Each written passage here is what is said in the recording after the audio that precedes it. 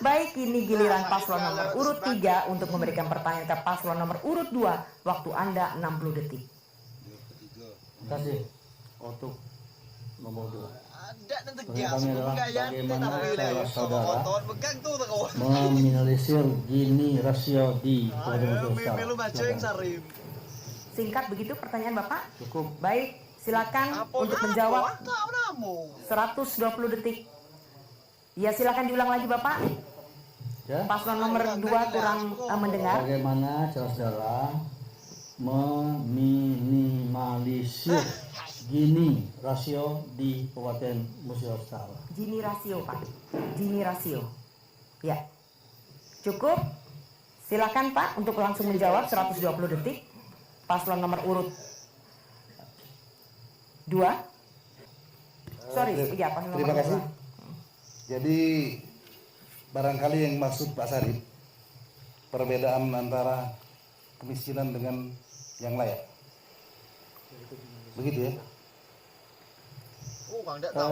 Sebentar Bapak, ini kayaknya agak kurang menyambung.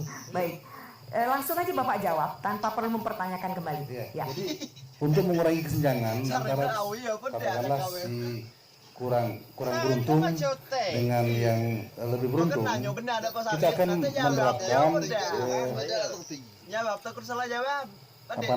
memberikan peluang kepada masyarakat yang kurang mampu untuk lebih diberdayakan. Ya. Kalau dia memang kita pantau ada dia bisa bertani tapi dia tidak punya tanah, bakal kita fasilitasi. Karena di Muratara itu masih banyak tanah yang masih bisa digarap, tanah yang terlantar. Barangkali pemerintah hanya memberikan antara yang tidak punya. Itu kita usahakan bahwa setiap sektor daerah harus sama, jangan pendapatan. Tentu usaha kita adalah melakukan pembangunan di situ. Kami juga telah ada program pemadaman lahan terlantar. Alhamdulillah sekarang sudah 2.000 hektar kita menjadikan lahan produktif. Ini menunjukkan bahwa kita berusaha untuk mengecilkan risiko dari Gini rasio itu. Cukup. Baik, silahkan menanggapi kembali paslon nomor urut 2 kepada paslon nomor urut 3. Waktunya 120 detik, tadi Bapak 60 detik ya, silakan. Perbedaan kesenjangan itu ada faktor utama penyebabnya.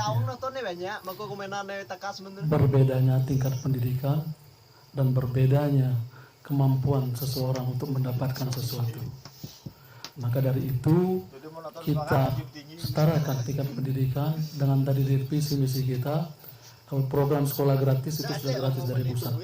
Kita berikan pakaian sekolah gratis supaya seluruh anak dapat bersekolah, supaya tidak membebankan orang tua dengan pakaian sekolah gratis. Dengan adanya tingkat pendidikan yang tinggi, sehingga daya kemampuan sumber daya manusia bisa bersaing dan dapat melakukan pekerjaan. Tentunya dengan bekerja kita dapat penghasilan. Dan dari itulah maka itu kita kita beri supaya kesenjangan itu tidak ada dan kesenjangan itu tidak terjadi. Terima kasih. Emang cita tahu lah. Masih ada waktu, silakan. Ada HP kawan tidak? Iya. Kita lihat kebiasaan itu memang terdapat kesenjangan yang kadang-kadang kesenjangan itu seperti disengaja. Karena misalnya ada bantuan, ini keluhan masyarakat sejak kami berkeliling ini, bantuan COVID-19 itu penuh intervensi. Ada politis, ada calon yang buat gambar dia, padahal itu bantuan presiden, bantuan apa namanya BI, kami tahu itu. Inilah yang membuat kesenjangan yang terlalu jauh. Selalu dibuat-buat. Saya kira Pak Sarip bisa tahu itu. Karena ini mungkin Pak Sarip juga bagian dari itu, walaupun tidak saya langsung ya. Karena banyak yang mengeluh pada saya pagi. Tolong kami masalah Pak kami, tolong kami ya macam-macam. Itulah seperti itu. Terima kasih.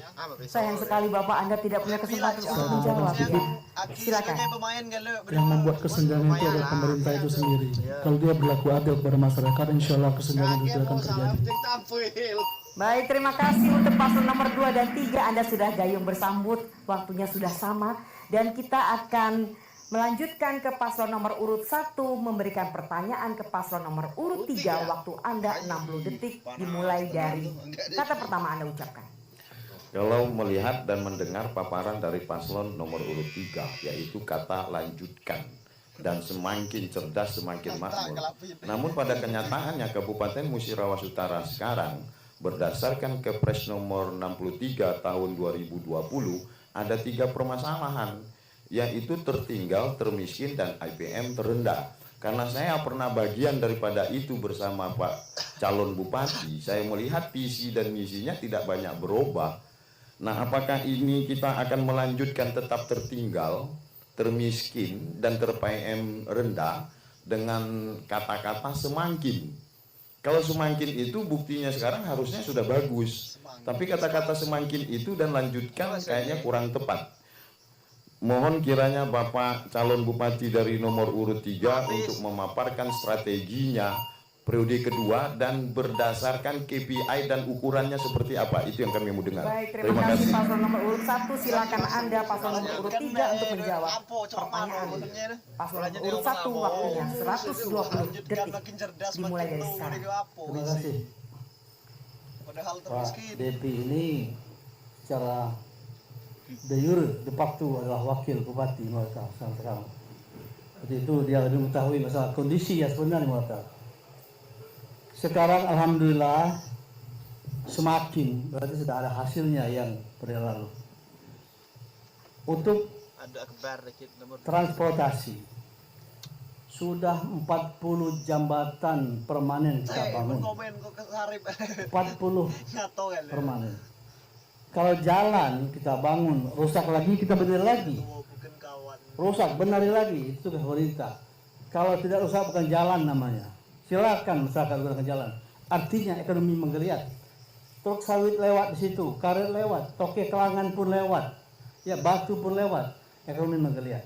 Untuk itu kami tahapan pertama adalah membangun jambatan, baru jalan. Insya Allah kalau kita pilih tahun 2021 dan 2022 jalan mereka akan mulus semuanya. Baik. Kemudian masih ya silakan. Kemudian masalah infrastruktur dasar. Kenapa kami katakan semakin? Kami sudah selesai. 7 kecamatan sudah dibangun, 8 puskesmas rawat inap dan standar kesehatan. Kemudian rumah sakit tahun ini selesai dengan bantuan 3 tahun DAP. Kita usahakan dana pusat. Kenapa tertinggal? Karena tertinggallah listrik 100% masuk desa.